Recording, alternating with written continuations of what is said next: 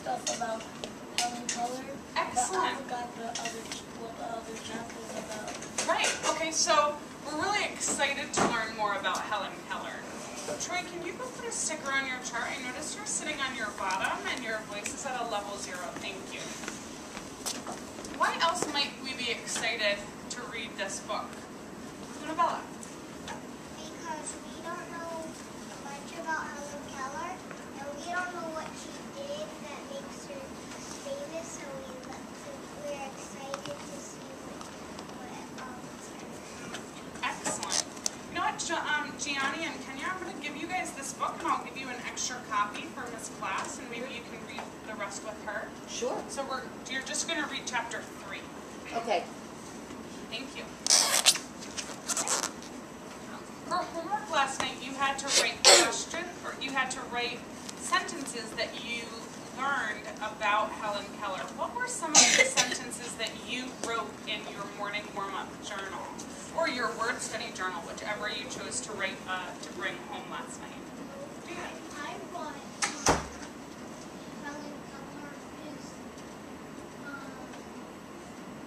blind and deaf. Excellent. That's one really important thing to remember about Helen Keller. What did you write, Claude? I think I said Helen Keller was born in the 1880s. In the 1880s. Great job. That was a really long time ago. Damaris, what did you write about Helen Keller? I wrote that she had a really high fever, and that's how she became blind, and that's because she wasn't born blind. Excellent. That's really important to remember. If you can ask her to take a message, that would help us out because we're in the middle of a social studies lesson. Okay. So it's really important to remember that she was blind and deaf, but that she wasn't born blind and deaf, and she was actually very sick, and that's what happened to her. So we're going to learn in this chapter all about how Helen Keller was able to use words to learn more. Remember, if she's blind, she can't see the words. If she's deaf, she can't hear the words. So we're going to find out how she was able to learn words if she couldn't see and she couldn't hear. Remember, you're going to take a book and pass the rest to your neighbors. There's something about this one.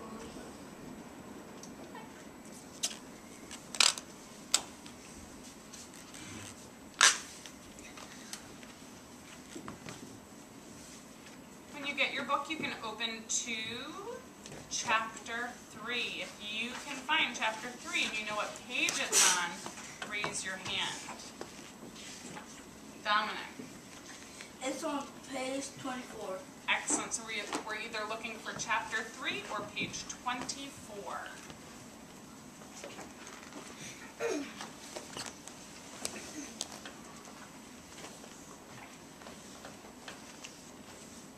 Does anyone remember Helen Keller's hero's name? Eli? Annie Sullivan. Great job. Great memory. Dust your shoulder off, sir. Annie Sullivan was her hero. What made Annie Sullivan Helen's hero? Alec. Because she came, I think she came to help, she came a long way to help Helen, and she helped her be able to understand words when even though she's blind and deaf. Excellent.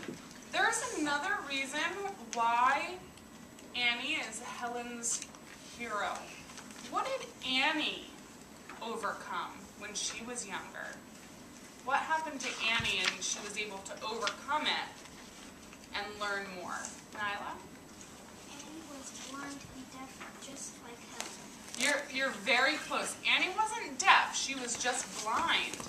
And she was able to fix that. Do you remember how she was able to fix that? It said that she had many, many... Examines. Okay, I'm sure she had to get a lot of examinations. But before those examinations, she had to get a lot of what? And I looking around the circle to see if I can call on someone who is sitting the right way. Eli. If something isn't working inside our body, we get these done to fix them. Surgery? Okay, yeah, it's exactly like a surgery. It's just a different word for surgery. Begins with an O. Operation. Yeah, excellent. She had many different operations which helped her be able to see in the future. Samara, I noticed you have a few extra. You can just keep them right in front of you, so you're on page 24 with us. In May 1888, Helen was ready for a new challenge. Shortly before her 8th birthday, she went to Boston with Annie. They went to Annie's old school, the Perkins Institution. There, Helen learned to read Braille. What do you think Braille is? Jason? I see it every day on the elevator. It's like these little dots that you feel if you're blind. And you feel them. And one time I saw an open and closed sign, and the one that looked like a shark was I think it was the open. Yeah, it was the open, and the one that had the dog or was a lion, it was the closed one. Okay.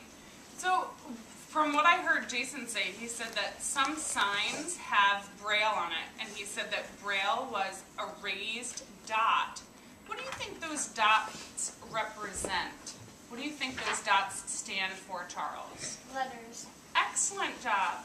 So Helen and Annie went to Annie's old school called the Perkins Institution, and Annie helped Helen learn how to read by feeling Braille. So she didn't see the words, she didn't hear the words, she was able to feel them. Why do you think they chose to have her feel the words, Jamarius? Because if you can't see or hear, and like if somebody was gonna make you touch mud, you wouldn't want to eat it. You have to touch it. Right. But you know what? You make a pretty good point. For us, we know that mud is mud because we can see it, right? But would Helen know what mud was if she just touched it? She might think that might be ice cream, right? Or maybe Helen would think that mud was like chocolate syrup. So she might put it in her mouth. And it's not gross for Helen to put it in her mouth if she continues to eat it. If she likes the taste of it, maybe that would be a little strange. But she might put it in her mouth to see, is this something that I would like? Raise your hand if you've ever seen a baby put things in their mouth that we might not put in our mouths as adults or as older children. Yeah, I've seen that many times. And they put it in their mouths because they don't know if it's yucky or if it's tasty. So they put it in their mouths to see, is it good or is it not? Braille is a form of writing. It was invented in France by a blind man named Louis Braille. Patterns of raised dots stand for each letter of the alphabet. Using the Braille system, blind people can feel the letters with their fingertips. With this wonderful alphabet, Helen learned to read. So someone who was not able to read before, because she couldn't see, was able to read. Pretty fantastic. Hold on to your questions and comments. Helen already loved words. Now she loved the stories that words could tell. She read many, many books. And then, using a special Braille typewriter, she wrote some stories of her own. There was so much that Helen could learn at the Perkins Institution. Soon, she and Annie began to spend winters in Boston and summers at home in Alabama. When Helen was 10 years old, she met another teacher in Boston. Her name was Sarah Fuller. Sarah wanted to teach Helen how to speak. Until then, Helen could speak only with her fingers. She could talk only to people who understood the special hand language that Annie had taught her. Sarah wanted to teach Helen to speak with her mouth. Now this is a very special thing. But before we talk about the special way that Helen's going to be able to learn how to speak with her mouth, how is she able to speak with her hands? What do we call that? Troy? Sign language. Excellent job. Now she would sign letters to other people, and other people could see what she was signing. How did she understand sign language if someone was speaking to her?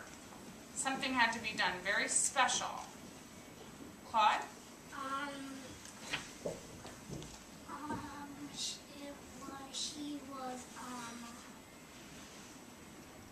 She had to use her hand. She felt like on the page where Annie was her teacher. On this page, she learned a word. By touching it, she learned to touch them. She learned the word water. Right, so she touched water, so she knew what she was feeling. But Annie did something else inside of Helen's hand, right? So it would be like this. If I was teaching you a word, Claude, and you couldn't see, so close your eyes, and you couldn't hear, I would have to tell you something using your hands. So this is the letter A. So you would feel my hand and you would say to yourself, oh, okay, this feeling that Miss Kessler is giving me in my hand is the letter A. And then I would move on to the next letter and I would show you this, and this is letter B. So Helen couldn't see the hand motion. She had to feel the hand motion. Try feeling your hands. Make different messages with your hands. Tell me, is that easy to be able to tell, or is that hard? What do you think, Eli? I think it's both. Think it's kind of both? What makes it easy?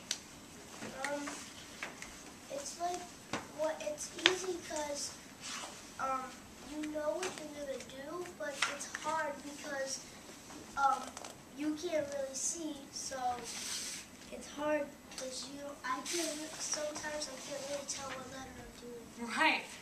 I think Eli was saying it's easy because we know what we're putting in our own hand. But he said it's hard because we can't see what we're doing. We have to feel it. And sometimes when we have to feel something, it's a little bit trickier because we use our eyes for a lot and we use our ears for a lot. First, Helen moved her hand over Sarah's face. She felt Sarah's lips and tongue when she spoke. Then Helen copied these movements. She tried to make sounds. Helen's first spoken sentence was, "It is warm." Who remembers how old Helen was when she was first able to say, "It is warm"? Marcus. You can go back and look on the previous page because it tells us how old she was.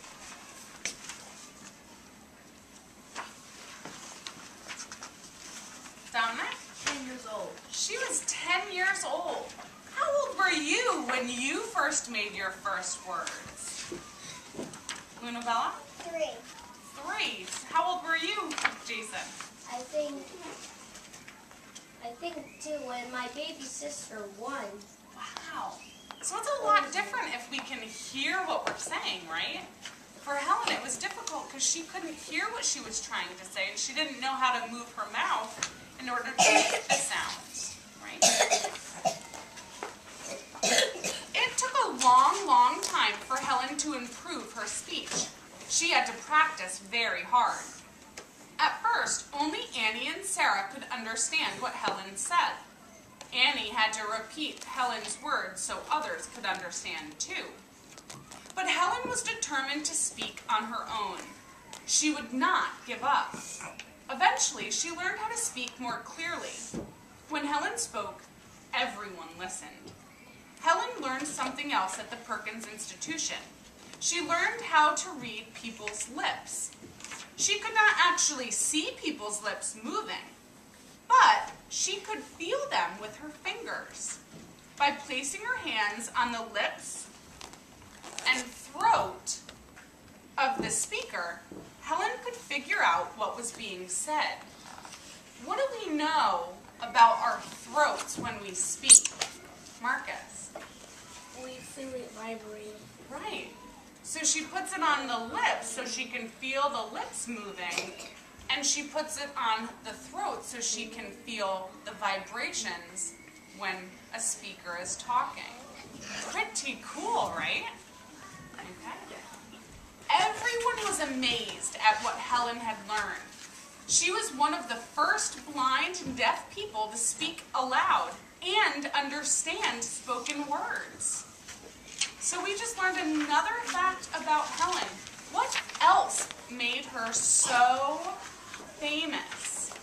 Marius. That Helen was the first woman to, or the first child, or the first woman to understand, the first deaf and blind person to understand, to speak out loud, and to understand spoken words. Raise your hand if you think that's pretty amazing. I think that's something that if I was deaf and blind, I would want to do. So the fact that she wanted to do it and then she did it was pretty amazing. What's something that you guys want to do really, really badly?